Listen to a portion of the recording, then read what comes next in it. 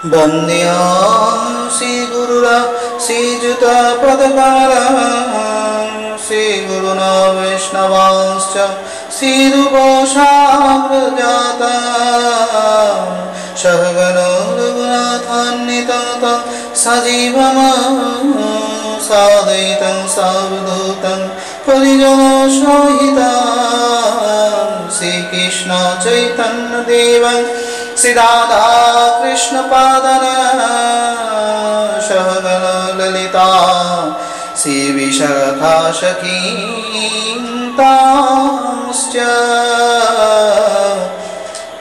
अज्ञानतिमिरान्धस्य ज्ञानाञ्जनशलाकया चक्षुरुन्मीलितं येन तस्मै श्री गुरवे नमो नमः।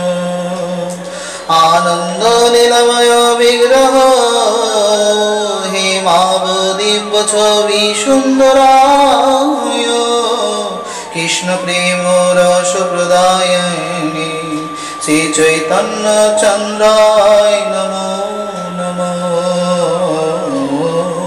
नमो नलिनी नेत्राय विनुर्वरद विनोदिने राधाधरो सुधापाने शलिनी वनमालिनी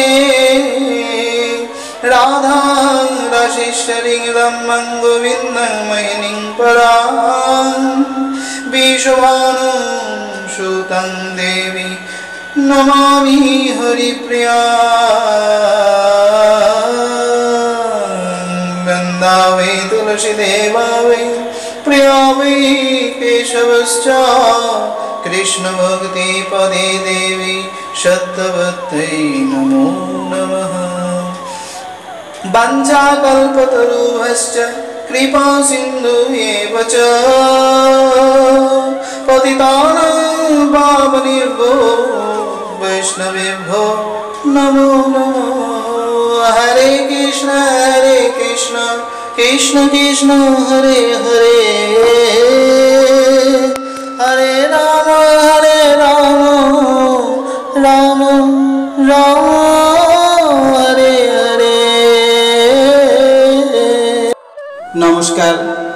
श्रीमद् भागवत कथार अमृत सुधा पान करছেন আপনারা সকলেই, তার সঙ্গে সঙ্গে কৃষ্ণ তথ্য শুনছেন।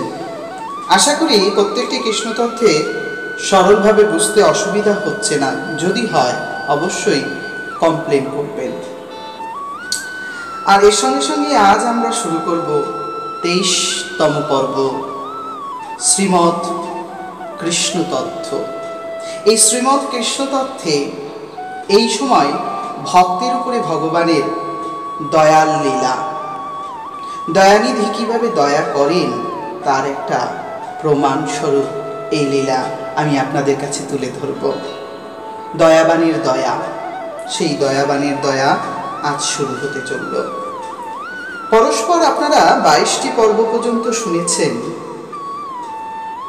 একেবারে দশম স্কন্ধ পূর্ণ আস্বাদন করানোর সংকল্প নিয়ে কৃষ্ণের জীবনে তার আবির্ভাব থেকে এবং তার তিরোধান পর্যন্ত যা যা আছে আমি সবটাই আপনাদেরকে তুলে দেওয়ার সংকল্পে প্রতিবদ্ধ হয়েছি।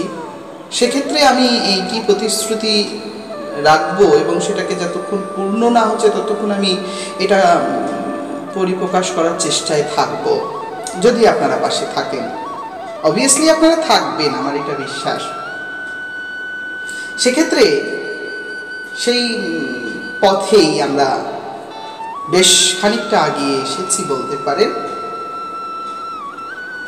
আজ আমরা সেই পরম্পরাকে মান্যতা দিয়ে এবং প্রতিটি অধ্যায়ের সাথে যে সমন্বয় রেখে সরল প্রাঞ্জল মনোবন্তক প্রাণবন্তক কথাগুলি আমরা আস্বাদন করতে থাকি। ভগবান ইতিপূর্বে বলরামের তীর্থযাত্রা পর্যন্ত আপনারা শুনেছেন। এবার পরমেশ্বর ভগবান শ্রীকৃষ্ণ তার জীবনযাত্রা স্ত্রীদের সঙ্গে সুখ স্বাচ্ছন্দ্যময় জীবনে চলছেন।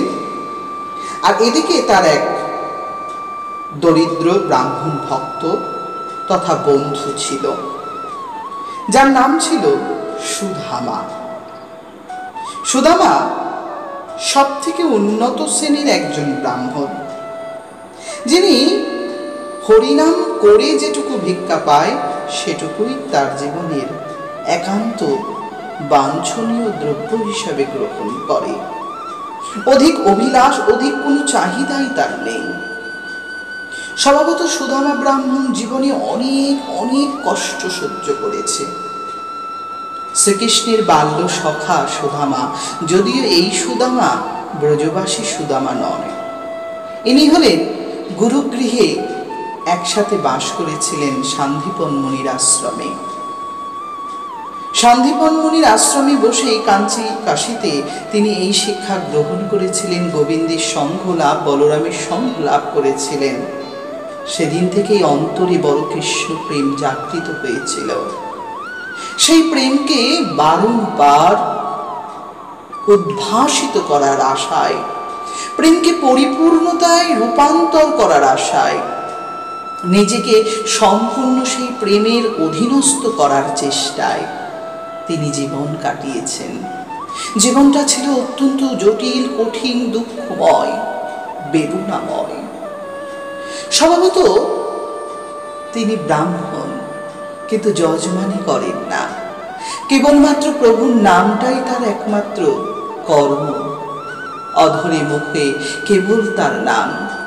আখি ভরা নাম লয়ে চলি অবিরাম, নাম ভজ নাম জপ নাম করু স্মরণ, নামেতেই হবে তোমার সুখেতে মরণ। নাম গুনে গুনি হও নামে করো সার, নাম মেনে নাহি জীবে হয় উদ্ধার। ভজ কৃষ্ণ কহ কৃষ্ণ লহ কৃষ্ণ নাম, বলো অবিরাম জয় রাধে শ্যাম, বলো অবিরাম জয় জয় রাধে শ্যাম। নামি প্রভায় নামি উদয়, নামি ব্রহ্মময়। ভজ নাম জপ নাম করো নাম অবিরাম। ভজ কৃষ্ণ জপ কৃষ্ণ কহ রাধে শ্যাম। এভাবেই জীবনে অনেক সময় অতিক্রম করলেন প্রিয় ভক্ত বন্ধু সুদামা। সুদামা তার জীবনে কখনো কারো কাছে প্রবঞ্চনা, মিথ্যা ভাষণ বা কাউকে কোনো রকম ভাবে প্রতারণা করেনি। জীবনে যতটুকু পেয়েছে ততটুকু কেবল অপরকে বিলিয়ে সন্তুষ্ট সেই সুদামা। অকপটে কৃষ্ণ ভিন্ন তার যে আর কেহ আপন নেই, এ জ্ঞান তার হয়েছিল গুরুগৃহে। অনন্ত অন্তর্যামী ভগবানের অনন্ত সুন্দর লীলাময় রূপ দর্শন করেছিলেন তিনি।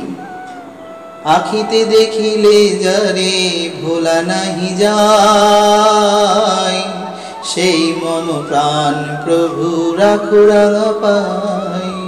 সেই মম প্রাণ প্রভু রাখো রাঙা পাই। যখনই দেখিব তোমার মদন মোহন রূপ, তখনই আমি পাব প্রেমানন্দ সুখ। তখনই আমি পাব প্রেমানন্দ সুখ।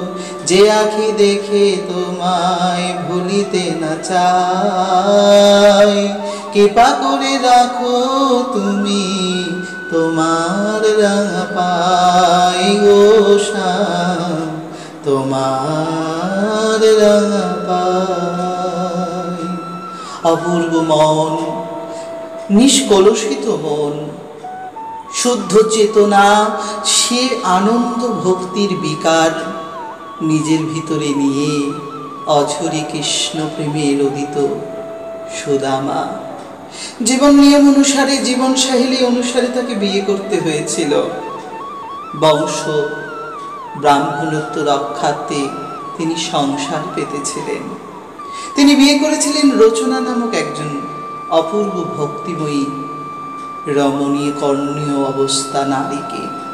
এই রমণীয় কর্ণীয় অবস্থার নারী তিনিও ভগবত প্রেমে বেশ খানিকটা উন্নত ছিলেন। আমার কৃষ্ণকে তিনিও বড় ভালোবাসতেন। এই ধরনের সম্বন্ধই তো কৃষ্ণ প্রেমে আগিয়ে দেয়। যদি হও নিজ নারী করমরে ব্রহ্মচারী, লয়ে নিজ নারী হও ব্রহ্মচারী, ভজ হে গোবিন্দ যুগল চরণ। একে একে দুই তাহাতেই হই, নিজের নিজের মধ্যে সদাই রই, নিজের নিজের মধ্যে সদাই যে রই। একে একে দুই, এই দুই যদি সঠিক হয় তবে নিজের ভিতরেই, নিজেদের মধ্যেই কৃষ্ণ প্রেম আরো আরো প্রগাঢ় হয়ে ওঠে। স্বামী স্ত্রীর সম্বন্ধটা বিশ্বাস, প্রেম, ভক্তি এবং শ্রদ্ধা। আর সেই বিশ্বাস প্রেম যদি ডেডিকেশন থাকে ভগবান কৃষ্ণের জন্য, ডেডিকেট যদি হয় জীবনটা কৃষ্ণের জন্য, তাহলে তো সোনায় সোহাগা বলুন। ঠিক তেমনই ছিল সুদামার জীবনচারী। সুদামা সারাটা জীবন কেবলমাত্র কৃষ্ণ মম প্রাণ, কৃষ্ণ মম, কৃষ্ণ মম ধন, কৃষ্ণ বিনে আর কেহ নয় আপন। রচনা যদিও তার স্ত্রী মাত্র, তিনিও কিন্তু সেই কৃষ্ণের জায়গা কখনো নষ্ট করে দেয়নি। বরঞ্চ সুদামার হৃদয়ে কৃষ্ণপ্রেম বাড়িয়ে দেওয়ার দায়িত্ব নিয়েছিলেন তার ওই সুধম্মা রমণী, যথেষ্ট নীতিপরায়ণা। অন্য গ্রন্থে অনুমানিকভাবে বলা হয় সুদামার 4টি পুত্র সন্তান হয়েছিল। তারা প্রত্যেকেই পিতার মতন কৃষ্ণ ভক্তিপরায়ণা ছিলেন। তাদের মধ্যে ছিল নীতি, আদর্শ, নৈতিকতা, সৎ, ব্রহ্মনিষ্ঠ, ব্রহ্মচার্য। যদিও তাদের জীবনে ছিল অথই দুঃখ, দরিদ্রতা। কৃষ্ণ ভজিলে জীবে সুখ নাহি হয়, যে সুখ পাইবে সে তো জানো না মহাশয়।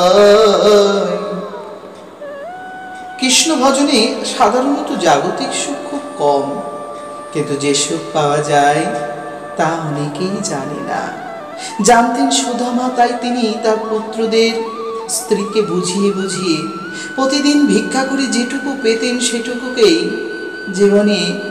জীবন চালানোর জন্য ব্যবহার করতেন। কোনো এক সময় তার দ্বারে যদি কেউ আসতেন মধ্যাহ্নকালে, তিনি তাকে না খাইয়ে খেতেন না। স্বভাবত আরো দরিদ্রতা নেমে এসেছে। বেশ কিছু কাল ধরে ভিক্ষায় আর বেশি কিছু হয় না। একজন ভিক্ষা করে আনলে 5 জনের পেট চালানো যে বড়ই কঠিন। সুদামার জীর্ণতীর্ণ শরীর, হাড় কঙ্কাল রূপ দেখে তার স্ত্রী একদিন বললেন, শুনেছি অখিলেশ্বর পরম আনন্দময় ভগবান তোমার বন্ধু, কেনই বা সেই বন্ধুর কাছে তুমি যাও না? কেন তুমি তার কাছে গিয়ে তোমার মনের সমস্ত দুঃখ বেদনা বলো না? হে মহাভাগ, তোমার কি কর্তব্য হয় না? তাকে দেখতে কি কখনো ইচ্ছে করে না? সুদামার পত্নী ছিলেন বুদ্ধিমতা। বিশেষত বুদ্ধিমতী থাকার দরুন সেই বুদ্ধিমত্তার সহিত স্বামীকে ইন্ধন দিলেন কৃষ্ণ দর্শনে। কিন্তু মনে মনে রইল একটি সংকল্প, আমার ছেলেপুলে দুধে ভাতে থাক, কে না চায় বলুন? আমি একটু ভালো থাকবো, কে না চায় বলুন? সেই চাওয়াটা যদি অপরাধ হয়, হোক না। তাই তো সুদামা পত্নী আজ আর অপরাধ বা পাপ পুণ্যের খাতায় নেই। সে গণ্ডিকে অতিক্রম করে সে তার স্বামীর কাছে বিনয়পূর্বক ভাবে বলেছেন, হ্যাঁ গো, যাও না, যাও না সেই অখিলেশ্বর ভগবানের কাছে। সেই অধ্যক্ষ ভগবান আজ শশাঘরা পৃথিবীর মালিক। তার সামনে গিয়ে একবার অন্তত পক্ষে দাঁড়াও, মম বেদনাগুলো সব খুলে খুলে বলো। এই বেদনা সেই একমাত্র লাঘব করতে পারে। হত দরিদ্র জীবন দশায় আমরা যে কত কত কষ্টেও তার নাম ছেড়ে দেইনি। একবার অন্তত পক্ষে তাকে জানাও। সুদামা আবার বিপরীত ভক্ত। তিনি বললেন, দুঃখের কথা আপনের নাহি কওয়া যায়, সুখ আপনের সাথে ভাগ করে লয়। দুঃখ নয় গো, দুঃখ নয়। সেই অনন্ত আনন্দময় অনুভবকারী পরমেশ্বরের কাছে গিয়ে আমি কেমন করে আমার নিরানন্দ ব্যাখ্যা করব? না গো, না না না না, আমাকে এমনটি বলো না।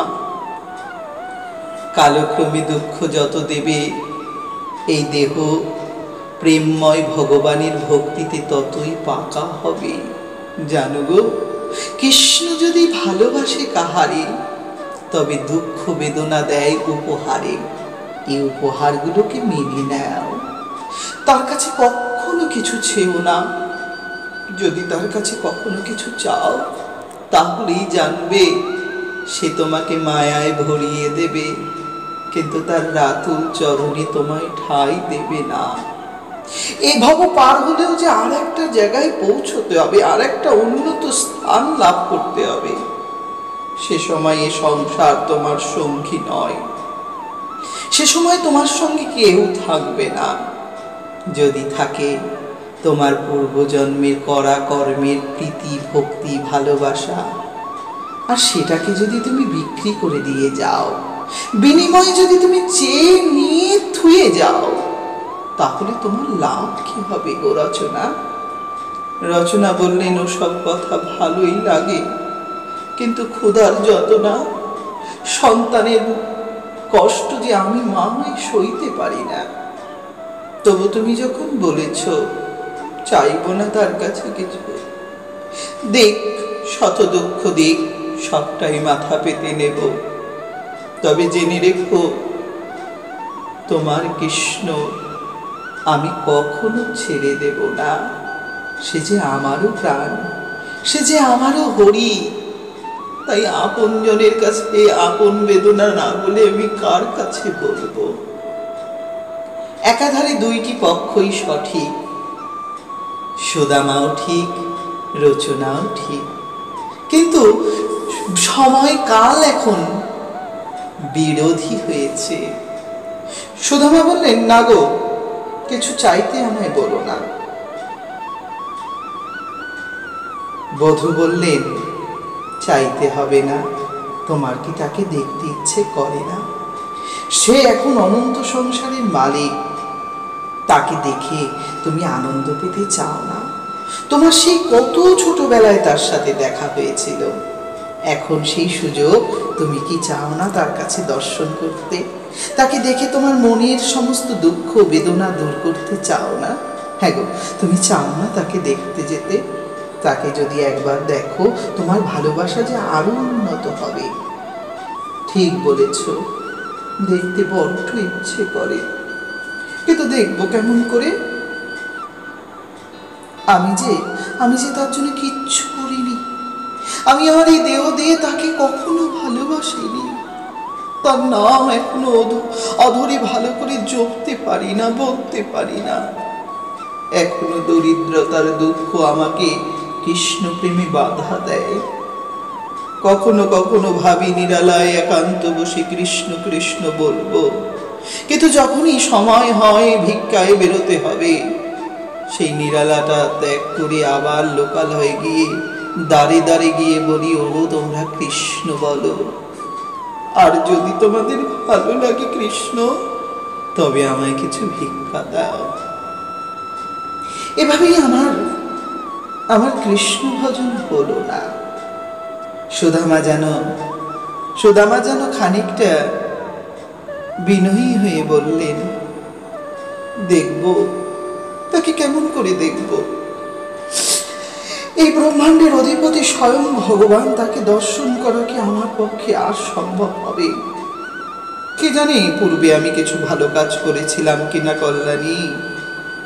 তুমি জানো সেই ভালো কাজের পরিণতিতে আমার সেকাল কৃষ্ণ সঙ্গ হয়েছিল। তবু যখন তুমি বলছো, আমি এই সময় চেষ্টা করব। জীর্ণ কায় তীর্ণ মন, দেখি উত্তীর্ণ হয় কিনা ভজন। কিন্তু আমি কি উপহার নিয়ে যাব? উনি রাজা, ওনাকে আমি কি দেব? দেওয়ার মতন যে কিছুই আমার কাছে নেই। আর কি উপহার নিয়ে যাব তা তুমি বলতে পারো? তিনি বললেন, ভগবান যে সর্বসময় ভক্তের ভালোবাসায় সন্তুষ্ট হয় তা আমি তোমার মুখ থেকে শুনেছি স্বামী। তাই তুমি খানিকক্ষণ অপেক্ষা করো, আমি কিছু ব্যবস্থা করি। রচনা দেবী ঘরে গিয়ে দেখলেন তার কোনো পাত্রে সঞ্চিত কিছু দ্রব্য মাত্র নেই। মনে মনে বললেন, যদি কৃষ্ণ পাওয়ার জন্য, কৃষ্ণের কাছে যাওয়ার জন্য কিছু দরকার, তবে ভিক্ষে করেই আনতে হবে। তিনি উত্তর, পূর্ব, পশ্চিম, দক্ষিণ 4টি কোণে প্রত্যেকের দিকে দিকে গিয়ে 4 বাড়ি থেকে ভিক্ষে করে আনলেন। ভিক্ষেতে সবাই চিপিটক স্বরূপে চিড়ে দিলেন, শুকনো চিড়ে। যেই চিড়ে নিয়ে তিনি আসলেন, আর চিড়ে মুষ্টিতে বন্ধন করে, তাতে কিচ্ছু লাগানো নেই, না গুড়, না মিষ্টি, না নুন, না ঝাল, শুধুই কতগুলো শুষ্ক চিড়ে। একটা জীর্ণ বস্ত্রটাও ফেটে যাবে হয়তো, তার মধ্যেই পুটুলি করে দিয়ে বললেন, হ্যাঁ গো, আমি বড় প্রীতিযুক্ত করে এই উপহার সাজিয়েছি। আমি উত্তর পূর্ব দক্ষিণে দাঁড়ে দাঁড়ে গিয়ে বলেছি, আমার কৃষ্ণকে দেব বলে কিছু ভিক্ষে দাও তোমরা আমায়। তুমি নিয়ে যাও, তুমি এটা নিয়ে যদি তার কাছে দাও, নিশ্চিত তিনি আমাদের সব বুঝবেন। পুটলিতে গিট দিচ্ছে, আর যেন হারানো জিনিস পাওয়ার জন্য যেমন ঘরের স্ত্রীরা গিট দেয়, হারানো জিনিস যেন পাওয়া যায়, সেরকম ভাবে গিট দিয়ে বলছিলেন, রচনা দেবী, আমার স্বামী তোমার প্রেমে পূর্ণ উদাসীন। হে প্রভু, তার সংসারে কোনো মোহ নেই, কিন্তু আমরা যে সংসারে বড় দরিদ্র অবস্থায়। তুমি যদি অখিলেশ্বর ভগবান, তদিও তুমি কি পারো না এই অভাগিনীর মনোবাঞ্ছা পূর্ণ করতে? মনের যত সংকল্প সব ওই পুটলির গিটিতে গিট দিয়ে দিলেন। চিপিটক কেউ বা বলেন চিরা। সেই চিরা ভাগবতের তুল্য শ্লোকে তোলা হয়েছে চিরা। যাচ্ছি তা চতুর্মুষ্টিনা বিপ্রাণ, পৃথু কত গুণ্ডলা, পৃথক তুণ্ডলা, চৈল খনিন্যতাত দধ্যা বধ্যা ভত্রে, পাদু প্রাদাদু পায়া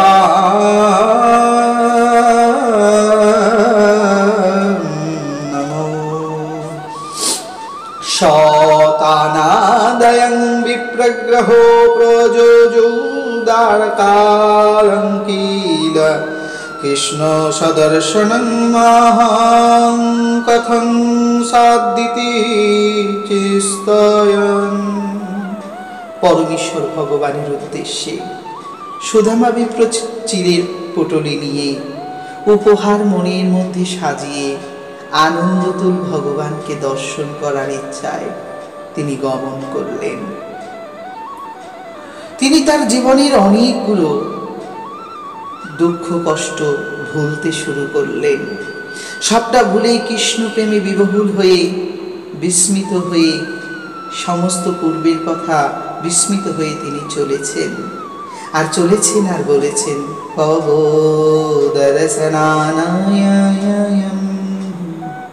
केवलोत्तम रूपं माधव गृहां दृष्टं सहस्राणां मोहिषीणां हरे द्विज विवेकैकतमां श्रीमदा ब्राह्मणानन्दं गतो यथा। পরমেশ্বর ভগবানের জন্য উদ্দেশ্য রেখে চলেছেন, কিছু ব্রাহ্মণের সাথে যুক্তি করলেন, দ্বারকায় যাব কেমন করে। যদিও মধ্যভাগ মথুরায় বাস করতেন তিনি, দ্বারকার উদ্দেশ্যে চলেছেন। আজ অনেকগুলো দিন পায়ে হেঁটে জীর্ণ কীর্ণ শরীর নিয়ে চলেছেন, কিন্তু ভগবান যে রয়েছেন তাই ভয় কি আর। একসময় ক্লান্ত হয়ে এক কিনারে শুয়ে আছেন। গুজরাটের দ্বারকা বৃন্দাবন থেকে বেশ দূর শুয়ে আছেন। শোয়া অবস্থায় ভগবান নিজেই তার ভক্তকে তার রাজপ্রাসাদের দরজার সামনে নিয়ে আসলেন যোগমায়ার বলে। যোগমায়ার বলে তিনি সে রাত্রে প্রভুর কাছে পৌঁছে গেলেন রাজ দরবারে। প্রভাতে ঘুম থেকে উঠেই দেখলেন বিরাট বিরাট এক সুন্দর রাজপুরী।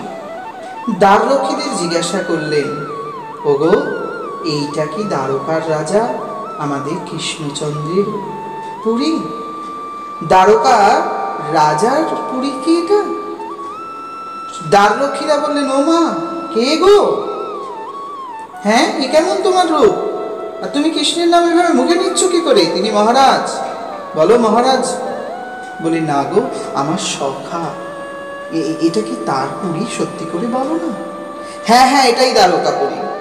দ্বারপালদের তিনি বললেন, আমাকে ঢুকতে দাও, আমি কৃষ্ণের বন্ধু।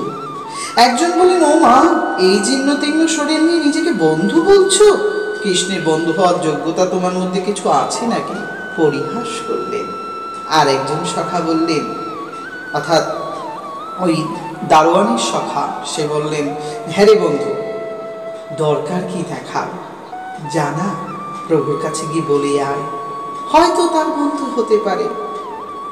ওরে দ্বার খোলো, দ্বার খোলো, এলেন ভক্তরাজ, রাজা এবার হবে দেখো ভক্তের দাস। সাক্ষাৎ ভগবান ছুটে এলেন। কি সুদামা এসেছে!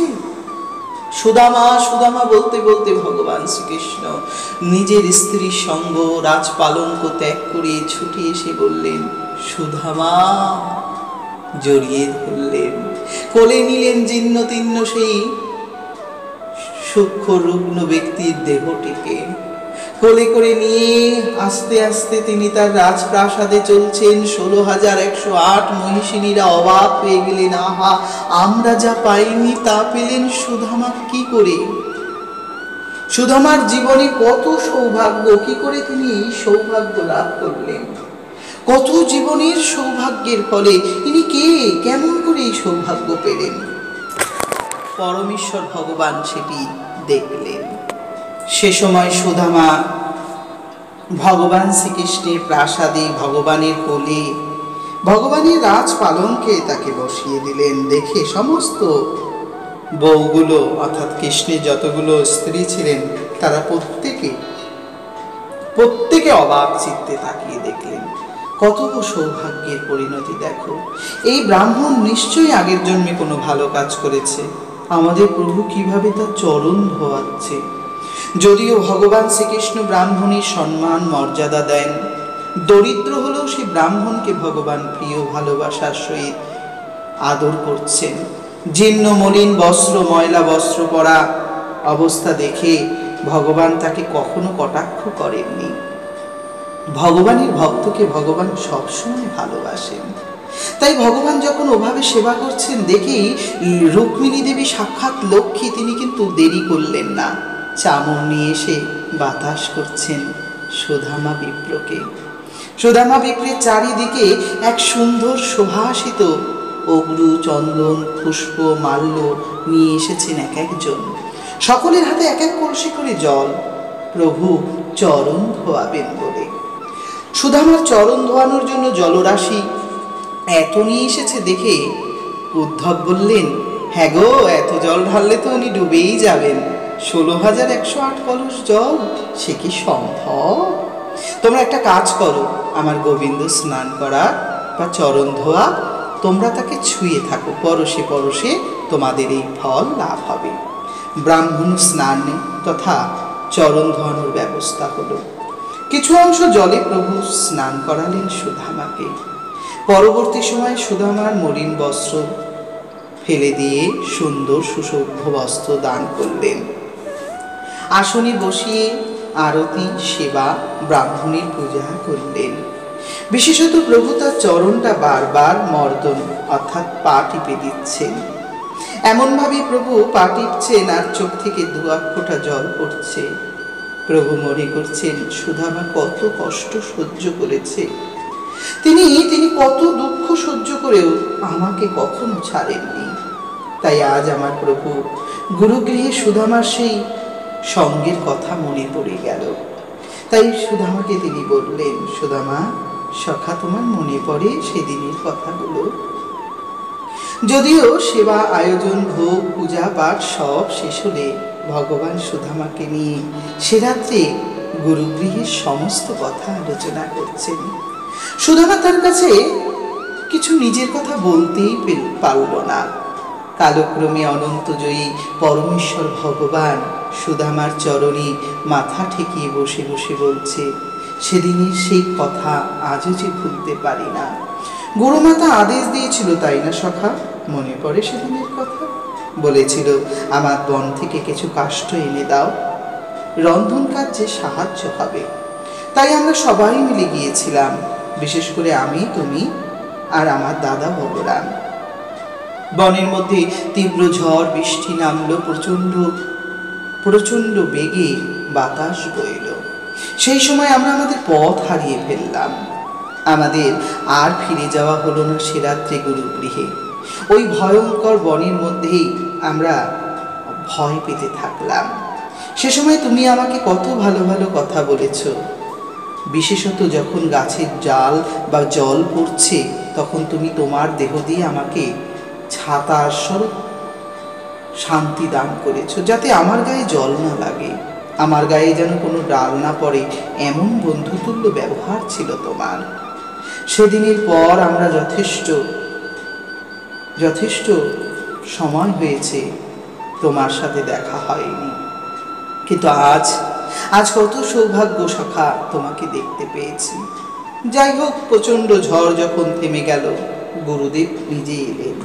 আমাদেরকে পরের দিন খুঁজতে খুঁজতে বনে এসে গুরুদেব আমাদের অবস্থা দেখে বললেন, তোমাদের মঙ্গল হোক, তোমরা বেদের সমস্ত নিয়ম পালন করতে পেরেছ, তাই তোমরা ইহকাল পরকালে বেদের ধর্ম তোমাদের সর্বদা তোমাদের মধ্যে থাকবে।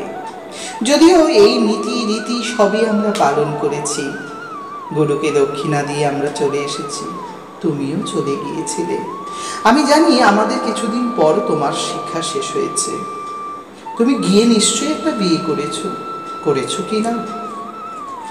সুদামা বললেন, হ্যাঁ করেছি। তিনি বললেন, যদি বিবাহ করে থাকো তাহলে নিশ্চয়ই তোমার সন্তানাদি হয়েছে, আর আমার বউ ঠাকুরানী নিশ্চয়ই খুব ভালো, তাই না বলো? সুদামা মাথাটা নাড়িয়ে ঈষৎ লজ্জাবোধ পেলেন। মনে মনে দুঃখ বোধ করে তিনি কিছু বললেন না। সুদামা মাথাটা নত করে রাখলেন। ভগবান অন্তর্যামী, তিনি সবই জানেন, তবু না জানার ভান মনুষ্য রূপে জন্ম নেওয়ার জন্য মনুষ্য ভূমিকাটা পালন করলেন। সুদামাকে বললেন, কই গো, আমার বউ ঠাকুরানীকে আমার জন্য কিচ্ছু পাঠায়নি? বাহ, এ কেমন কথা? শ্রীকৃষ্ণ বললেন, যখন এই কথা, সুদামা কথাটাকে আড়াল দিয়ে বললেন, হ্যাঁ গো, তুমি কটা বিয়ে করেছো? তোমার বউরাই বা কোথায়? ও মা, এ কি বলছো? এতক্ষণ ধরে যত মহিষিনীদের দেখলে এরা সকলেই আমার বউ।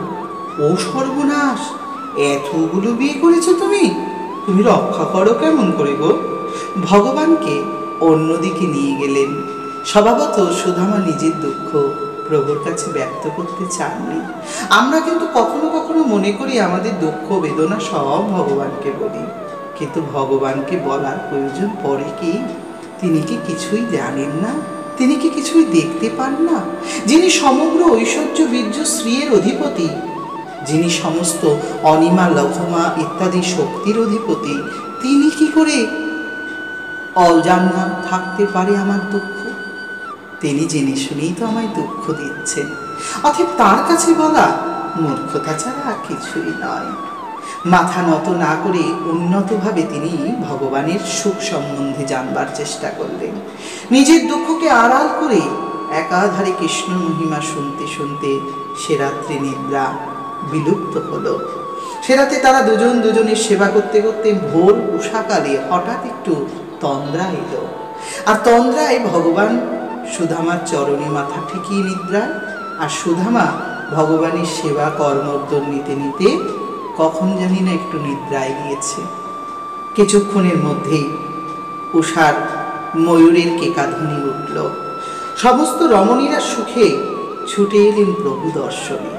আজ আর কারো ঘরে প্রভু নেই, সকলত প্রভু সুধামার চরণে। সবাই উকি ঝুঁকি দিয়ে দেখে বলছেন, এও কি সম্ভব? প্রভু এত বিনয়ী! আহা, এই অখিলেশ্বর ভগবানকে কেন মানুষ মানবে না? কেন দেবদেবতা মান্যতা দেবে না? কেনই বা ইনি শ্রেষ্ঠ নয়? সৃষ্টির পরিচয় এখানেই তো পাওয়া যায়। গুণভরে গুণী যারা, আরো নত হয় তারা। তোষে সভা কারো মন করিয়া বিনয়, মহতের চিরদিন এটাই যে পরিচয়। পরিচয় ব্যক্ত করে প্রভু যে তার নিয়ম পালন করছেন। ময়ূরের কেকাধ্বনি অন্তে মুখ পক্ষালয়নের জন্য জল এবং শুদ্ধ নীতি অনুসারে বাদ্যযন্ত্র বাজতে শুনে সুধামা এবং কৃষ্ণের জাগরণ ঘটল। জাগা মাত্রই প্রভু সুধামাকে বললেন, আমার এখন দান করার সময়, তুমি একটা কাজ করো, আমাকে একটু সময় দাও। প্রভু নিজে স্নানাদি করে গায়ত্রী জপ নিয়ম নিষ্ঠাপূর্বক কার্য করে অগ্নিহোত্র অগ্নিতে দান করে শেষে সুধামার কাছে এসে বললেন, আমার বড় ক্ষুধা পেয়েছে, সখা তুমি বাড়ি থেকে কিছু আনোনি? আমাকে যা দিয়েছে বউ ঠাকুরানী তা দাও, আমার বড় ক্ষুধা লেগেছে।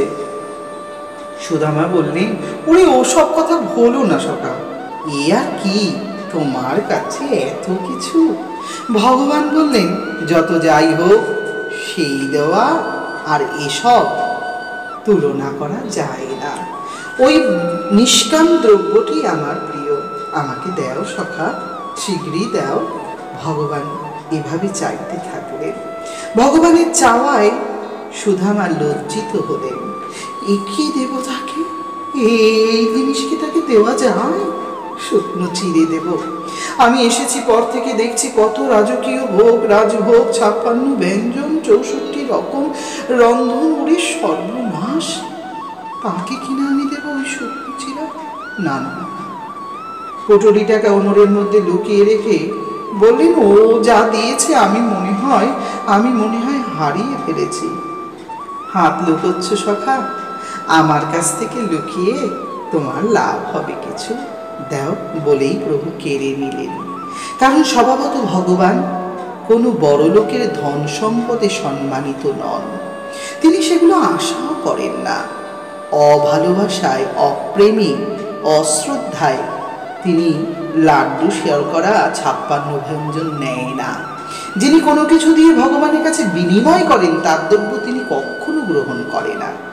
একাধারে ভগবান ভাগবতে বলেন, পত্রং পুষ্পং ফলং ত্বাং যো মে ভক্ত প্রযচ্ছতি। তিনি নিজেই বলেছেন, আমার এর বেশি কিচ্ছু চাই না। তদহং ভুক্তা প্ররুতমস্নামি প্রযত্তাত্মনঃ। সাক্ষাৎ তিনি বলেন, যিনি আমাকে একটি পত্র, একটি ফুল, ফল, জল, সাধারণ তুলসী অর্পণ করেন, আমি সেই বস্তু গ্রহণ করি ভক্তিযুক্ত হলে। ভক্তিবিহীন অন্য কোনো দ্রব্য আমি গ্রহণ করি না।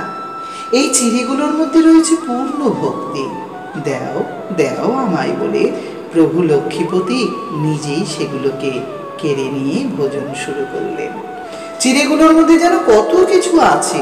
প্রভু মুষ্টখানিক চিড়ে মুখে দিয়ে প্রাতকালের ক্ষুধা নিবৃত্তি করবেন বলে মুখে দিয়ে যখন চাবাচ্ছেন, তখন মনে মনে বলছেন, অনন্ত সংসারের সর্বসুখ তোমার হোক। একমুষ্ট সেবা করেই ভগবান সংসারের সব সুখ তাকে দিয়েছিলেন। একাধারে সেই মুষ্ট আহার করছে দেখে লজ্জা অনুভব করে সুদামা চোখ সরিয়ে নিলেন, কিন্তু ভগবান সেটিকে খুব আদরে আহার করলেন। অন্তিমে পরমেশ্বর ভগবান আর এক মুষ্টি আহার করবেন আশা করে যেই নিতে গেলেন, লক্ষ্মীদেবী রুক্মিণী এসে বললেন, প্রভু আর নয়, আপনি যদি আর এক মুষ্টি খান তাহলে নিশ্চয়ই আমাদেরকেও তার চরণে দাসী করে দেবেন। হে প্রভু, আমরাও কিঞ্চিৎ সেবা আকাঙ্ক্ষা করি, এই প্রেমপূর্ণ ভোগ্যদ্রব্য আমরাও চাই। বলেই সে সময় রুক্মিণী দেবী প্রভুকে দ্বিতীয়বার আহার করতে দেননি। ঐশ্বর্য অভিলাষী বশত যে সমস্ত ব্যক্তিগণ ভগবানের কাছে কিছু দিয়ে কিছু চায়, তাদের মধ্যে সুদামা নন। সুদামা নিজের সমস্ত দুঃখ গোপন করেছে, তার জীর্ণতীর্ণ দরিদ্র দুঃখ দুর্দশার কথা বলেনি, কিন্তু আমার অন্তর্যামী এখানেই তো প্রমাণ দিলেন তিনি সব জানেন। সময় বুঝেই তিনি তার ভক্তদের সব দেন। সুদামাকে এখন যদি কিছু দেওয়া হয়, সুদামা নিজেকে ছোট মনে করবেন। তাই ভগবান সুদামাকে কেবল প্রণাম এবং ডেকে আলিঙ্গন করলেন।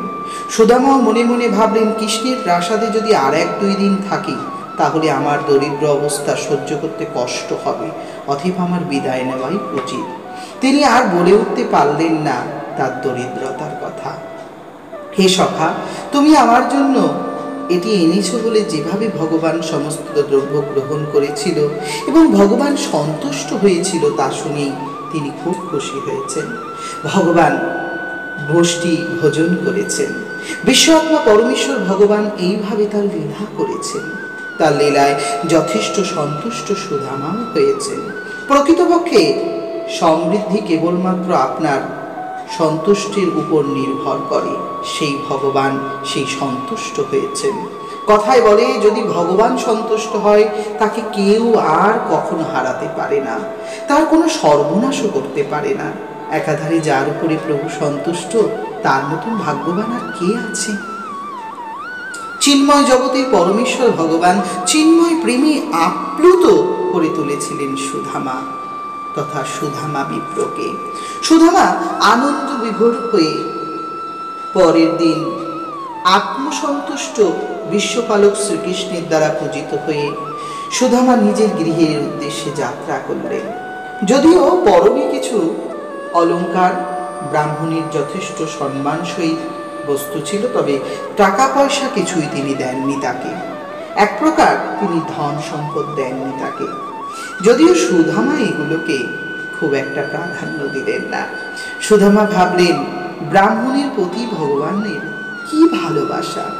ভগবান নিজে এত কিছুর মালিক হয়েও আমার চরণ সেবা করল, আমার চরণে বারবার মাথা ঠেকালো। প্রতিপক্ষে তিনি জগতের অন্তর্যামী, স্বয়ং লক্ষ্মী দেবী স্বয়ং এসে আমাকে চামড় দিয়ে বাতাস করল। আমি এক দরিদ্র ভিখারি, জীর্ণ মলিন বস্ত্র ধারণকারী, আমাকে সে আলিঙ্গন করল। আমার মতন পাপিষ্ঠ দরিদ্র যোগ্যতাহীন ব্রাহ্মণকে তিনি আনন্দ দান করল। আমার উপর তিনি সন্তুষ্ট হলো। এই যে আমার অনেক পাওয়া। কোথায় শ্রীনিকেতন কৃষ্ণ, আর কোথায় আমি এক অদম দুঃখ দুর্দশায় পীড়িত দরিদ্র আমি। আমাকে তিনি আলিঙ্গন করে আশ্চর্য করেছেন তিনি। তাকে যে আমি ভুলতে পারছি না। চলতে চলতে কেবলমাত্র তার কথাই মনে পড়ে। তিনি তার মহিষীদের অর্থাৎ স্ত্রীদের সঙ্গ ত্যাগ করে আমার সঙ্গে রাত্র কাটিয়েছেন। যেন মনে হলো তার বউরা আমাকে সবাই বড় ভাইয়ের মতন শ্রদ্ধা করে। ক্লান্ত আমি, আমার ক্লান্ত দূর করার জন্য তারা সকলেই আমার সেবায় যুক্ত ছিল। সকল সময় প্রভু গৃহে যা যা হয়েছিল তা চলতে চলতে মনে করলেন। অবশেষে তিনি বললেন, তিনি আমার পরম ব্রহ্ম সচ্চিদানন্দ। আমি যাতে বিপথে না যাই তাই আমাকে কোনো ধন সম্পদ দিলেন না, কেবলমাত্র আমাকে আমার সেবার তুল্য যোগ্যতা অনুসারে আমাকে দেবতার মতন সেবা করলেন, যেন মনে হয় আমি স্বয়ং দেবতা। তিনি আমার পাদ পদ্মে ভক্তিপূর্ণ সেবা করেছিলেন। সর্বমর্ত পাতালে মুক্তি লাভের প্রাপ্ত সকল সিদ্ধির মূল কারণ সেই পরমেশ্বর আমাকে আমাকে ভালোবেসেছে। যদিও নিঃসন্দেহে দরিদ্র সহসায় ধনী হয়ে উঠলে যে তার মধ্যে অহংকার আসে, তাই জেনে হয়তো সে আমাকে কিঞ্চিত মাত্র ধন প্রদান করেনি। ভালোই করেছে, আমার মতিভ্রম হতে পারে জেনে আমায় দেয়নি। ভগবান তো তাই এমন করেছেন। ভাবতে ভাবতে সুধামা অবশেষে তার সেই সুধামাপুরী এসে পৌঁছলেন। সুদামা যেখানে ভজন করতেন সেই ভজন কুঠির অর্থাৎ তার গৃহভূমিটি আজ আর নেই। কি এই বাড়ি তো আমার তো এখানে একটা ওই মানে ছোট্ট একটা বিছুরিয়ে দিয়ে ঘর ছিল, কিন্তু এখন সেগুলো কোথায় গেল? এই এত বড় একটা রাজপ্রাসাদ এখানে কি করে এলো? অপূর্ব রাজপ্রাসাদ দেখে সুদামা অবাক হয়ে ভাবলেন, নিশ্চয়ই কোনো বড়লোক ধনী বাড়ি করেছে। কিন্তু আমার রচনা কোথায় গেল? আমার পুত্ররা কোথায় গেল? খানিকটা বিমর্ষিত হলেন, আবার ভাবলেন হয়তো কৃষ্ণ সেগুলো কেড়ে নিয়েছেন। বেরিয়ে যাবেন এমন সময় সুন্দর অগ্নিবর্ণ তথ্য চন্দ্রের তুলনায় উজ্জ্বলকর সেই প্রাসাদের মধ্য থেকে তার স্ত্রী বেরিয়ে আসলেন। খুব হাস্য, খুব সৌন্দর্য, বিভূষিত অলঙ্কারে সেজে গুজে একেবারে আসন ভূষণে পরিপূর্ণ রমণী, যেন মনে হচ্ছে স্বর্গের কোনো দেবী। বললেন, স্বামী আসুন, সুস্বাগতম, এখানে প্রবেশ করুন।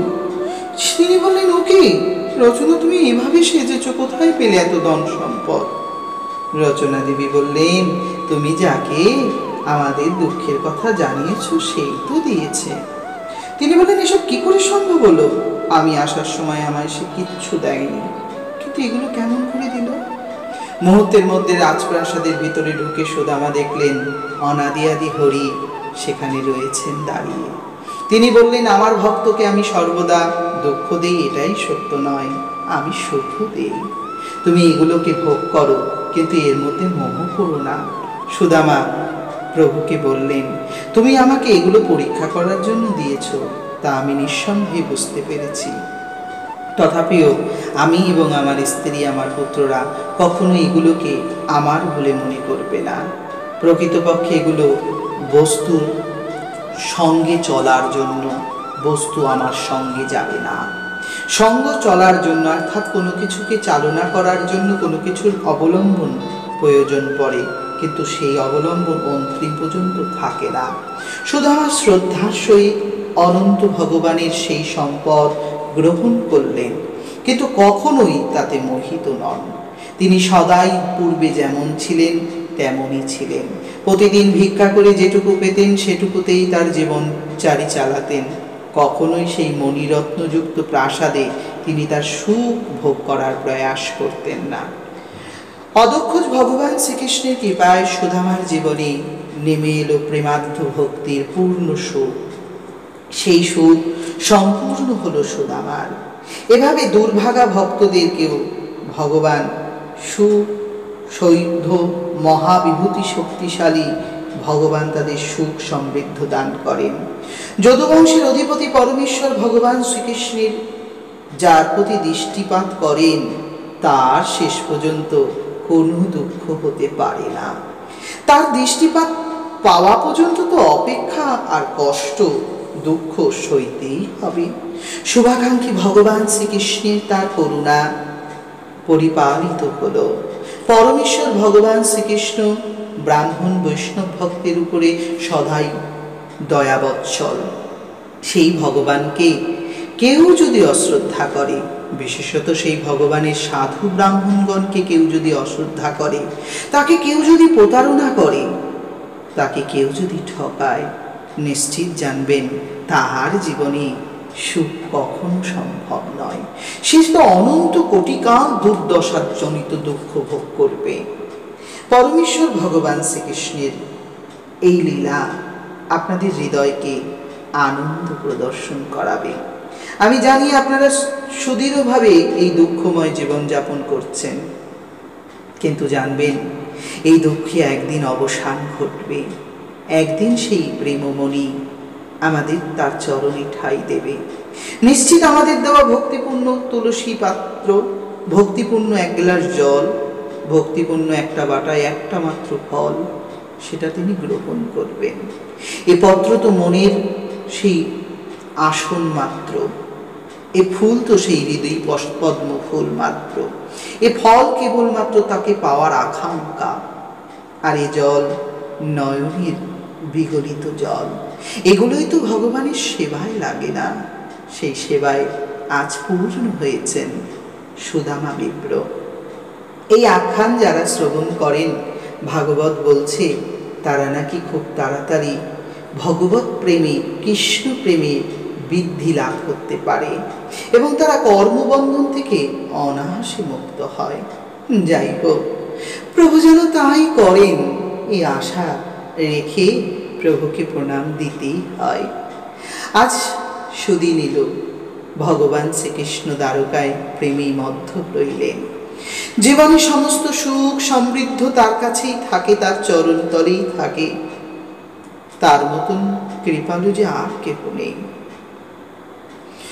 সমস্ত আনন্দের পরিপালক পরমেশ্বর, যা হয় তাই হয়। ভগবান এসেছেন দেখে যুগের ভূভার হরণ হচ্ছে। তাই সে সময় জানেন তো একটা ঘটনা ঘটল, একটা গ্রহণ এলো। সেই গ্রহণ কিন্তু ব্রহ্মার একদিনে একবার হয়, অর্থাৎ ব্রহ্মার একদিন হয় ৭৩ বার সত্যযুগ, ত্রেতাযুগ, দ্বাপর যুগ, কলিযুগ, এভাবে ৭৩ বার অতিক্রম হলে ব্রহ্মার একটা দিন।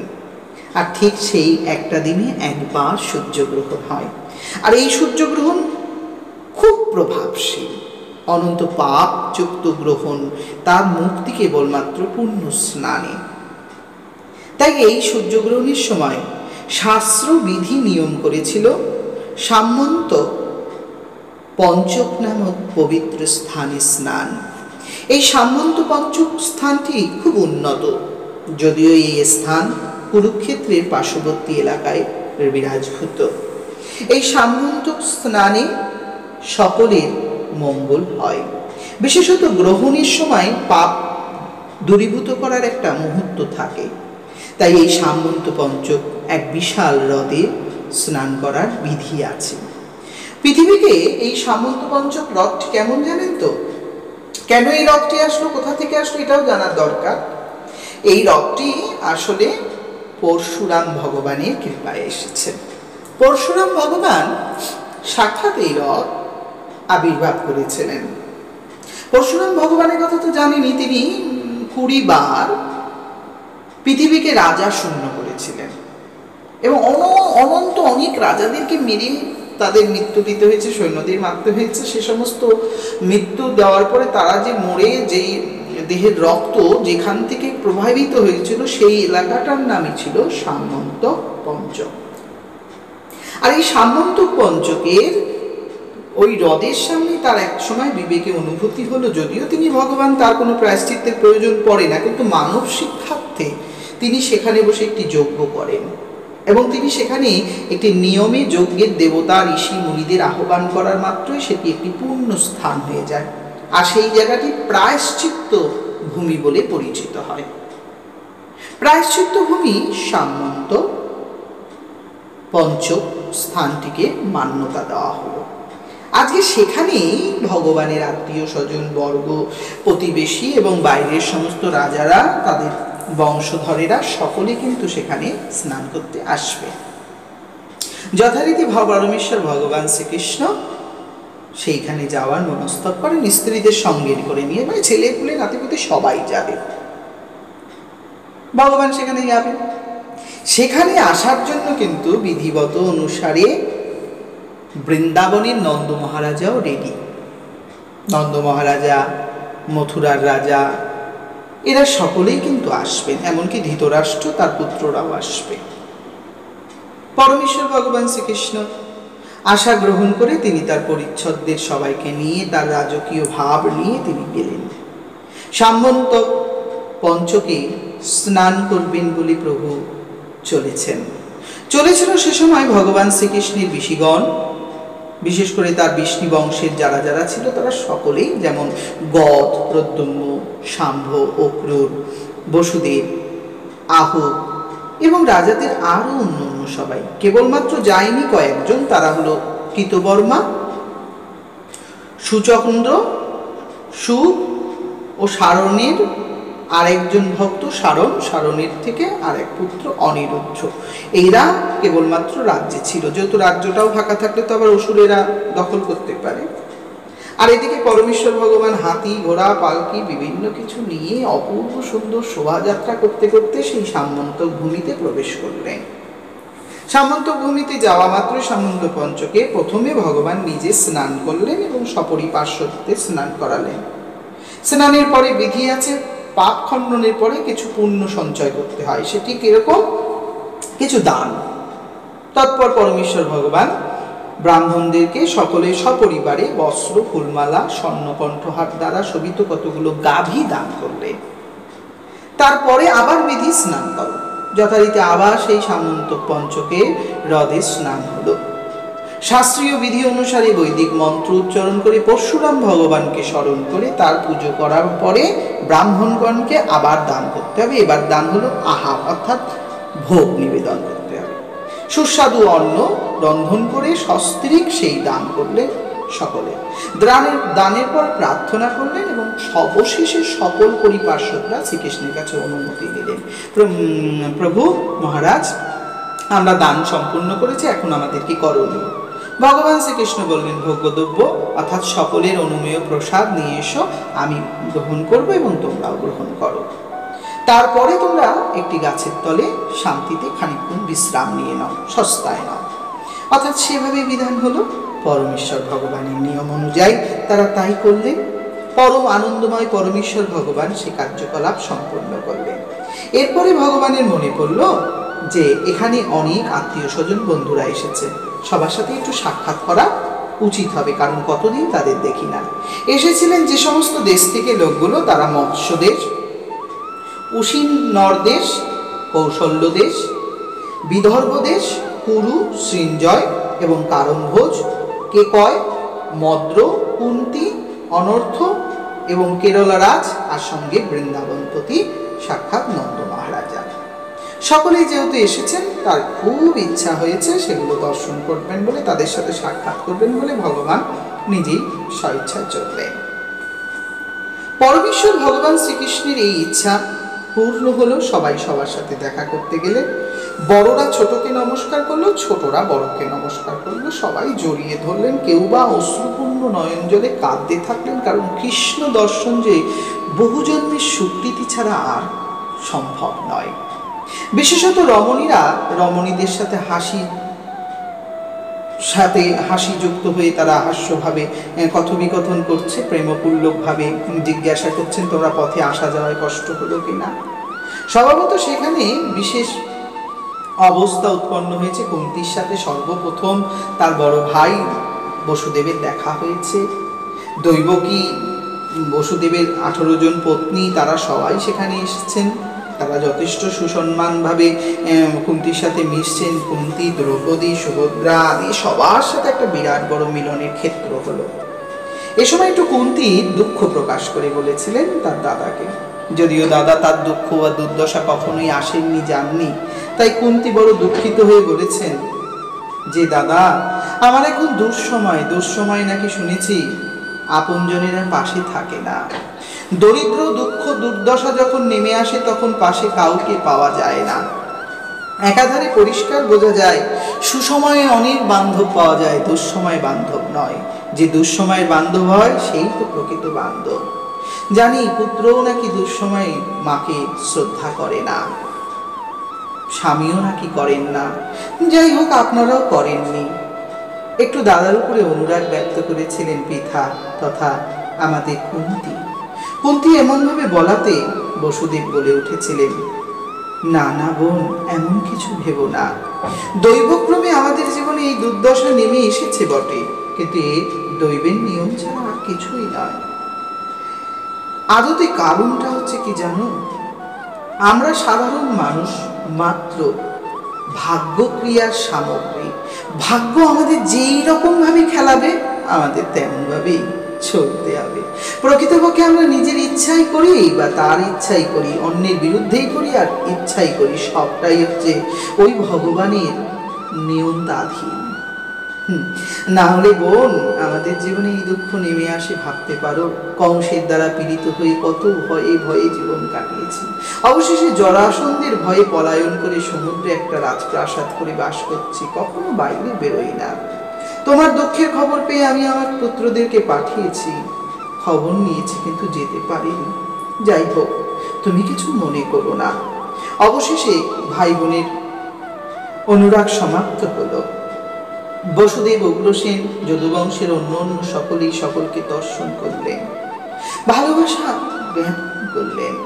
সেখানে এসেছিলেন আরো অনেক বড় বড় মহারথীগণ, যেমন ভীষ্ম, দ্রোণ, ধৃতরাষ্ট্র, গান্ধারী, তার পুত্রগণ অর্থাৎ 100 জন পুত্র, পাণ্ডবগণ, পঞ্চপাণ্ডব, কুন্তী, সঞ্জয়, বিদুর, কৃপাচার্য, কুন্তিভোজ নামক রাজা, মানে কুন্তির পিতা, বর্তমানে যে পালিত পিতা, বিরাট রাজা ভীষ্ম, মহান নগ্নচিত্তি রাজা স্বয়ং কৃষ্ণের শ্বশুর, পুরোজিত, দ্রুপদ, দ্রৌপদীর পিতা, শল্য, যে বিশেষভাবে একজন ভয়ঙ্কর দৈত্যের সঙ্গকারী, ধৃষ্টকেতু, কাশীরাজ, দমঘোষ, বিশালাক্ষ, মৈথিল, মদ্র, কেকয়, যোদ্ধামন্যু এবং সুশর্মা, আর তার সঙ্গে পার্শ্বদবর্গরা, তাদের ছেলেপিলে, তাদের আত্মীয় স্বজন সবাই মিলিত হয়ে একটা বিরাট বড় আনন্দের সভা দার্শনিক হয়ে উঠল। সে সময় ভগবান শ্রীকৃষ্ণ আর বলরাম উভয় প্রত্যেককে সম্মান দিতে থাকলো, প্রত্যেককে উৎসাহের সঙ্গে বিশেষ কথোপকথন করল, বিষ্ণুগণের সঙ্গে দারুণ প্রশংসনীয় আলোচনা হতে থাকলো। রাজারা ভগবান শ্রীকৃষ্ণ তাদের বংশে এসেছেন এ বিষয় নিয়ে ভীষণ অনুতাপ, ভীষণ সুখ্যাতিপূর্ণ কথা বলতে শুরু করেছিলেন।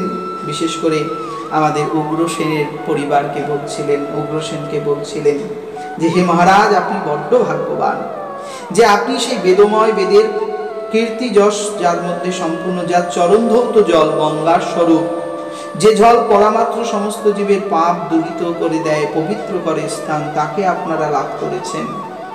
তার সাথে আপনারা শয়ন করেন, কথোপকথন করেন, ভোজন করেন, কত সঙ্গ করেন, কত সৌভাগ্য আপনারা। যদিও আপনাদের এই সম্পর্ক প্রত্যেক যদুবংশের প্রত্যেক জনদেরকে বলছে যে আপনাদের এই সম্পর্ক পরম সৌভাগ্যের। কারোর সাথে রক্তের সম্পর্ক, কারোর সাথে বৈবাহিক সম্পর্কে যুক্ত হয়েছেন, তা অবশ্য সত্য, কিন্তু আপনাদের ভাগ্য দেখে আমাদের হিংসে হয়। আমরা তাকে এভাবে কখনো পাইনি, আপনারা তাকে প্রত্যক্ষভাবে উপভোগ করছেন, তার সাথে কত আনন্দ করছেন, এই যে জীবনের অনেক আনন্দের পাওনা। রাজারা বললেন, থাক থাক, এমন করে বলো না। এমনই সময় ভগবান শ্রীকৃষ্ণকে দর্শন করার জন্য নন্দ মহারাজা সবার শেষে সামন্ত পঞ্চকে এসেছিলেন। তার সঙ্গে ছিল সমস্ত ব্রজবাসী, ব্রজগোপীগণ। দৃঢ় অপেক্ষার পর 100 বছরের বিরহ প্রায় অতিক্রম হয়েছে। আজ সেই 100 বছরের বিরহের পর তারা সকলে এসেছেন কৃষ্ণ দর্শন করবেন বলে। স্বভাবত কৃষ্ণ দর্শনের আকাঙ্ক্ষায় তারা সকলে ছুটে এসেছেন। কথাটা ছিল নন্দ মহারাজের, চলো যাই বসুদেবের সাথে সাক্ষাৎ করে আসেন। যশোদা বললেন, আমিও যাব, আমার লালাকে দেখব। সেখানে রাধারানী, ললিতা, বিশাখা, চিত্রা, চম্পকলতা, ইন্দুরেখা, রংদেবী, তুঙ্গবিদ্যা আদি সখীবর্গ, সখাবর্গ সকলে আত্মনাদন করে ছুটে চললেন, আমাদের প্রাণনাথ দর্শন করব, কতদিন পর এ দেখা হবে। কথা ছিল শ্যাম যাবে বৃন্দাবনে, আর তো নাহি গেল, কেবল আশা দিল মনে। নিরস নিরসন করে দিল বেদনা ভরে, আর এলো না, আর এলো না মোদের তরে। এবার মোরাই যাই, যদি খুঁজে পাই তবে চরণে গড়াবো আপন করে। রেখো রেখো তব চরণ তরে। ভুলো না শাম, তুমি বিনে আমরা যে হই কেবলই অপমান। তুমি মোদের সঙ্গে থাকলে হবে আমাদের প্রেমযুক্ত ভান। ছেড়ো না তোমার গুণময় ক্রিয়ার সমিতি সমাধান। আমাদের ভুলো না শ্যাম। এমনই বিলাপ করতে করতে গোপীরা, গোপ সখারা, সিধাম সুদাম দাম্ব সুদামগণ ছুটে গেলেন কৃষ্ণের কাছে। কৃষ্ণকে জড়িয়ে ধরে তারা যে কত কিছু বললেন। সখা, এতদিন পর দেখলাম তোমায়। যদিও বলরাম ওদের বেদনা সম্বন্ধে জানতেন, তাই একটু নির্জন এলাকার ব্যবস্থা করে দিলেন। যেখানে যোগমায়ার প্রভাব খাটলো, কেউ দেখতে পাবে না তাদের, সেখানে নিয়ে গেলেন তাদের। সিধাম সুধাম দাম্ব সুদাম আত্মনাদন করে বলতে লাগলেন, সখা জানো, আজও আমরা পথে বসে থাকি কেবল তুমি আসবে বলে, কিন্তু তুমি এলে না সখা। অবশেষে আমরা তোমাকে দেখতে এসেছি। তোমাকে ছুতে পারবো সখা? একবার তোমাকে একটু ছুতে চাই। কাঁধে করেছি, কোলে করেছি, কত খেলা করেছি তোমার সঙ্গে। তুমি রাগ করে চলে এসেছো বুঝি আমাদের ছেড়ে, তাই না সখা? জানো সখা, আজ আর বৃন্দাবনে কোনো আনন্দ নেই তুমি ছাড়া। তুমি কেমন আছো সখা? থাক থাক, আমাদের দুঃখের কথা আর বলবো না। তুমি ভালো আছো তো সখা? শুনেছি তুমি অনেক বিয়ে থা করেছো, তোমার অনেক ছেলে পুলে নাতিপতি হয়েছে, তারা ভালো আছে তো সখা? আমাদের কথা তুমি নিশ্চিত ভুলে গেছো। বলবেই না বা কেন? আমরা কতটা তুমি ভালোবেসেছি। ভালো যারা বাসে তাদেরকেই তো তুমি মনে রাখো। তবে সখা জেনে রেখো, তোমাকে ছাড়া অন্য কাউকে এক মুহূর্ত স্মরণ করিনি সখা। সখা, তোমার জন্য সব আমরা ছেড়েছি, কিন্তু তুমি আমাদের ছেড়ে চলে এসেছো। জানি না কোন দোষে দোষী ছিলাম, তাই তো এমনটি হলো। এবার অন্তত পক্ষে তোমার ওই রাতুল চরণটা ছুঁতে দাও আমাদের। আমার নিজের কথা বলে বসছি, আসলে জানো তো আমাদের হিতাহিত জ্ঞান নেই। ওই দেখো না, আমার আর বন্ধুরা কেউ তোমার সাথে কথা বলছে না কেন জানো? ওরা ভাবছে বলবো কি আর তার কাছে। যা বলার ছিল সব বলেছি বিরহের কাছে। বিরহ যে সব জানে, তাই বিরহের মালিকের কাছে আর কি বলবো?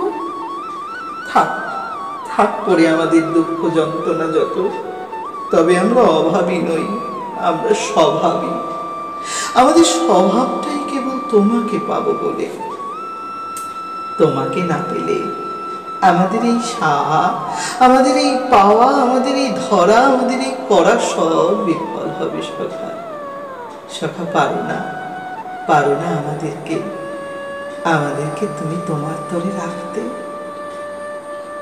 ভগবান শুনছেন, কিছু বলার অবকাশ তার নেই, কারণ তিনি জানেন এই প্রেমের কাছে তিনি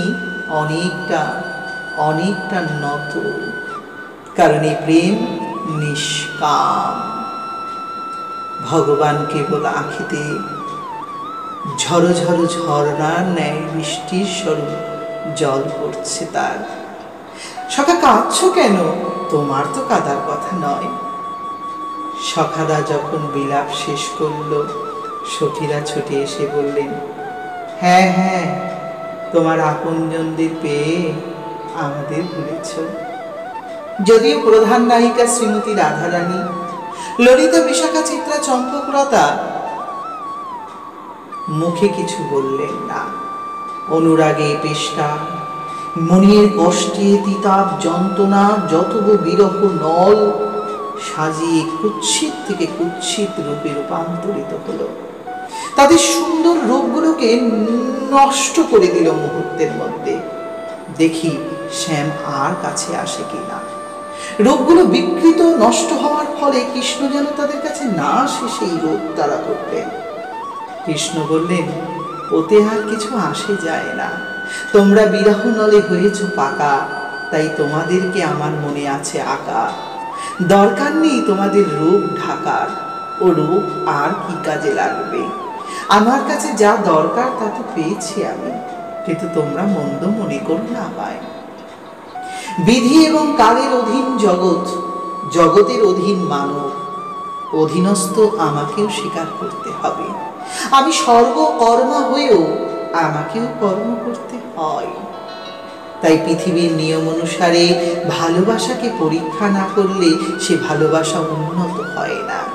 তোমাদের ভালোবাসাকে পরীক্ষা করার জন্যই আমি তোমাদের সাথে এহেন আচরণ করেছি। জানি তোমরা আমাকে অবজ্ঞা করছো, কারণ তোমাদের মনে বিরহ বিবহুল যন্ত্রণা রয়েছে। সুতরাং তোমরা আমাকে ভালোবাসো, আমি বাসি না, এ কথা মিথ্যে বটে। তবে জেনে রেখো, তোমরা যতটা জ্বলেছ তার থেকে 100 গুণ বেশি আমি জ্বলেছি। আমার জায়গায় একবার এসে দেখো আমার যন্ত্রণা কতখানি। গোপীরা তখন বলেন, থাক, আর আমাদের বোঝাতে হবে না। অনেক বুঝিয়েছিলে সে রাতে, সে বোঝা এখনো শেষ হয়নি প্রভাতে।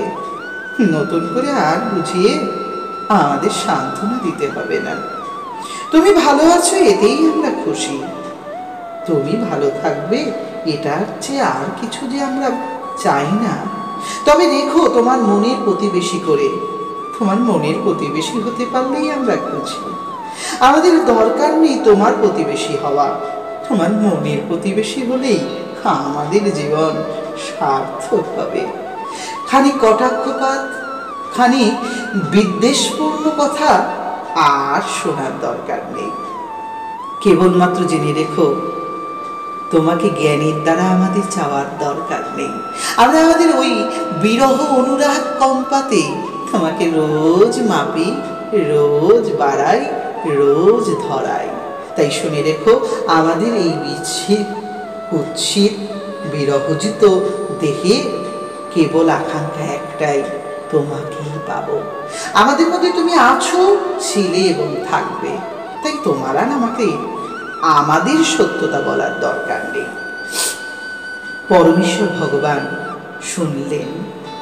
সে সময় ভগবান বোঝাতে চেষ্টা করলেন, জগৎ সংসারের অধীনস্থ সকলকে স্বীকার করতে হয়, আর ভালোবাসা পাকা হয় দূরত্বের কারণে। দূরত্বকে একটা বিরাট বড় স্থাপ দিলেন পরমেশ্বর। ভগবান শ্রীকৃষ্ণ 8 বছর বয়সে বৃন্দাবন ধাম থেকে যে প্রেম ছড়িয়ে দিয়েছিল, 11 বছর 56 দিন বয়সে সে ধাম থেকে তিনি চলে এসেছেন। আজ 111 বছর 56 দিন পর সমস্ত, কৃষ্ণের বয়স তখন 111 বছর 56 দিন, আর এরা 100 বছর পর প্রভুকে দর্শন করেছেন, যা অত্যন্ত আনন্দ উৎসাহ প্রেমপূর্ণ ছিল। যদিও বসুদেব তখন আনন্দে বিবহুল হয়ে নন্দ মহারাজার দর্শনে গেলেন।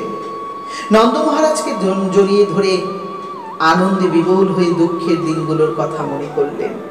বললেন, আপনাদের ঋণ শোধ করার কাহারও ক্ষমতা নেই। দুই পক্ষকে আনন্দের সহিত আলিঙ্গন করলেন। বলরাম নন্দ মহারাজার চরণে পড়লেন। গোপাল স্বরূপে কৃষ্ণ চরণ ধরলেন। মা যশোদা জড়িয়ে ধরে বললেন, গোপাল আমার কানাই, লালা, লালা তুই কেমন আছিস লালা? কতদিন তোকে মনে করি, তোর কি কখনো মনে পড়ে না? মায়ের চোখের জলে 2টি পুত্র যেন ভিজে গেল, কিন্তু কেউ মুখ থেকে একটাও শব্দ বললেন না, কারণ নিষ্কাম তত্ত্বের কাছে সকামের বলার কিচ্ছু ছিল না। স্বভাবত তারপরেই ভগবান শ্রীকৃষ্ণ আর বলরামকে কোলে নিয়ে মা যশোদা বসলেন সেই ধুলাবালির মধ্যে। আনন্দ আপ্লুত মা যশোদার আকাঙ্ক্ষা পূর্ণ হলো।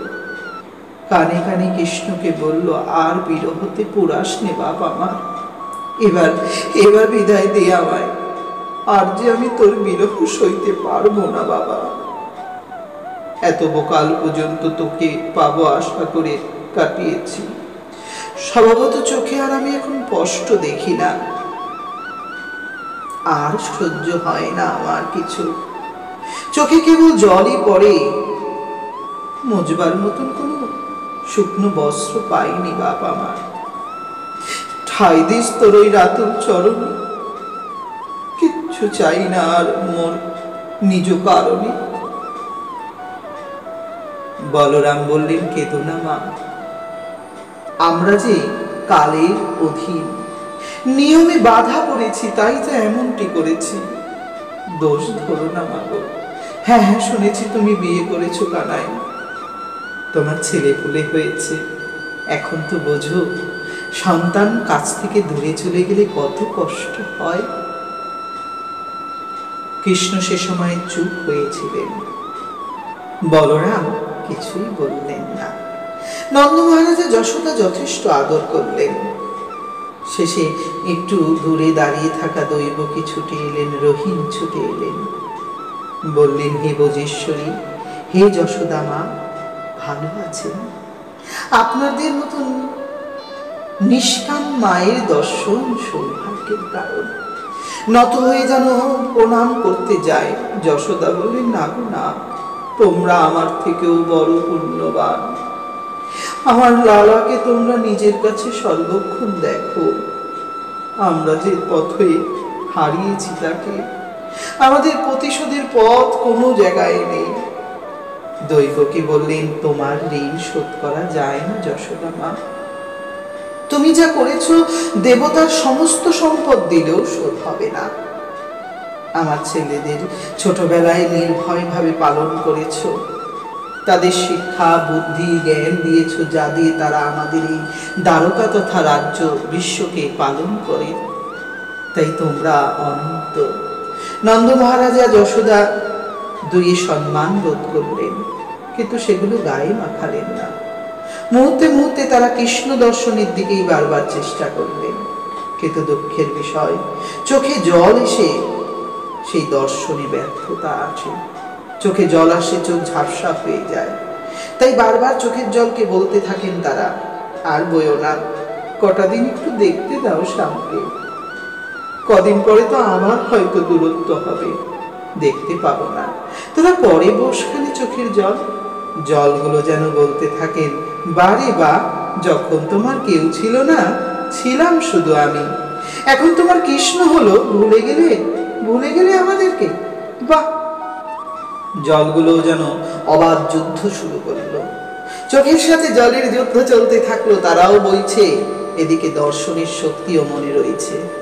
এভাবেই বিলাপ বিবহুল আনন্দ হলো। যশোদা নন্দ মহারাজা সম্মান খ্যাতি করতে কোথাও বাদ রাখলো না বসুদেব। বসুদেব বললেন, দীর্ঘ যত্নের সহিত আমার পুত্রদেরকে রক্ষা করেছেন। চোখের পলক যেমন চোখকে রক্ষা করে, আপনারাও দুজনে আমার পুত্রদেরকে রক্ষা করেছেন। অতএব আপনাদের এই দুর্লভ সেবা আমরা কখনো ভুলে যেতে পারি না। কালক্রমে আমরা কালের হাতে নিয়ন্ত্রিত, তাই আপনাদের সঙ্গে যেতে পারিনি। একাধারে আপনাদের সাথে অন্যায় করেছি, আপনাদের প্রাণমণিকে কেড়ে নিয়ে এসেছি। কিছু করার ছিল না, বিপদে পড়েছিলাম, তাই তাকে স্মরণ করেছি। সে আমাদের কাছে আছে, কিছু মনে করবেন না। কটা দিন আমাদের সঙ্গে থাকুন না, কটা দিন আমরা সকলে এক হয়ে থাকি। হাসতে হাসতে নন্দ মহারাজা বললেন, তাই হোক না, কে মানা করে। প্রিয় সখীদের সাথে শ্রীকৃষ্ণ একটু আলাদা স্থানে গিয়ে পূর্ণ আনন্দে তাকে তুল্য করলেন। গোপীরা কৃষ্ণকে পেয়ে জিজ্ঞাসা করলেন, হ্যাঁ গো, তুমি কি আবার আমাদের ছেড়ে দেবে? প্রধান নায়িকা রাধারানী বলল, ছাড়ার আর প্রয়োজন নেই, এবার আমরা তাকে ছেড়ে চলে যাব। যদিও এখানে একটি সংকেত দিলেন শ্রীমতী রাধারানী। তিনি বললেন, বিচ্ছেদ কাকে বলে বুঝিয়ে দেব তাকে। ঠিক যেমন বায়ু, মেঘ, তৃণ, ধুলা, ধূলিকণা একসাথে ঝড়ের মধ্যে ওড়ে, তখন সেটাকে ঝড় বলা হয়। কিন্তু যখন ওগুলো আলাদা হয়ে যায়, তখন বাস্তবিক তার নাম হয়। ঠিক এইভাবেই সংসারের কৃতি, কর্ম, নিয়ম এগুলোর সাথে যুক্ত হয়ে বিরহ হয়। আর এইগুলো যখন সবকিছু না পাওয়ার চেষ্টায় বিরহ হয়, তখন সেটা পূর্ণ প্রেমে রূপান্তরিত হয়। আর সেই প্রেমই তো কৃষ্ণ প্রাপ্তি করায়।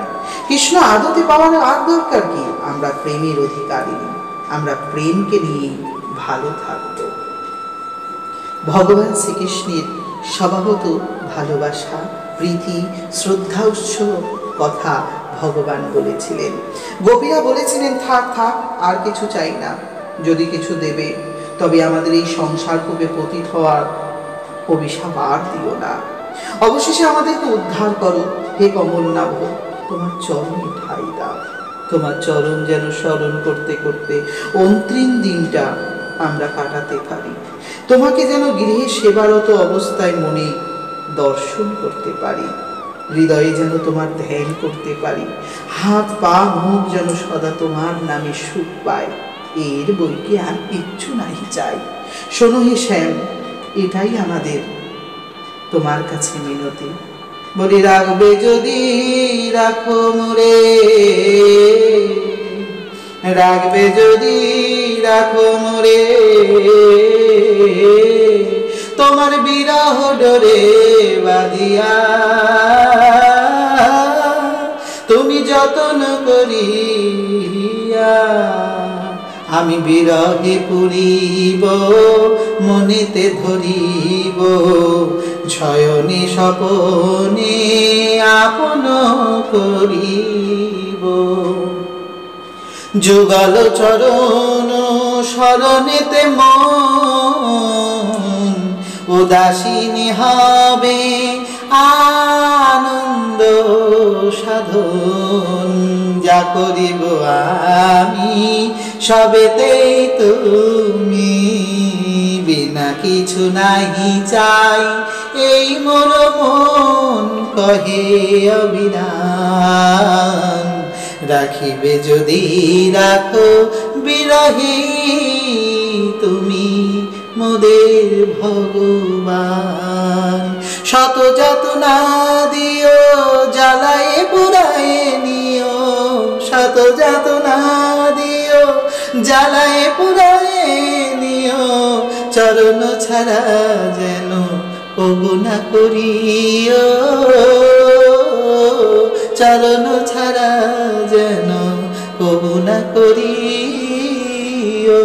যদি মোর মন জানে তুমি আছো ধ্যান জ্ঞানে, যদি মোর মন জানে তুমি আছো ধ্যান জ্ঞানে, তবে কেন অন্যের করো আয়োজন। তোমার মায়ারে কইও শ্যাম এথা আসিতে বারণ, মায়া এথা আসিতে বারণ। মায়া এথা যেন কবু না করে বিচারণ। আমাদের বিরহ হবে তোমার আসন, মায়া যেন এথায় না করে গমন। শ্যাম কেবলি এই নিবেদন, আমাদের বিরহ ভূমি রাখিও সযতন, রাখিও সযতন। ওগো শ্যাম ভুলে যেও না আমরা তোমার বিরহের অনুষ্ঠান, বিরহের অনুষ্ঠান।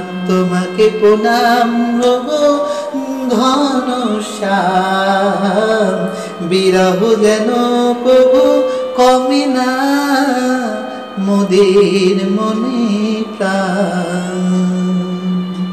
নমস্কার।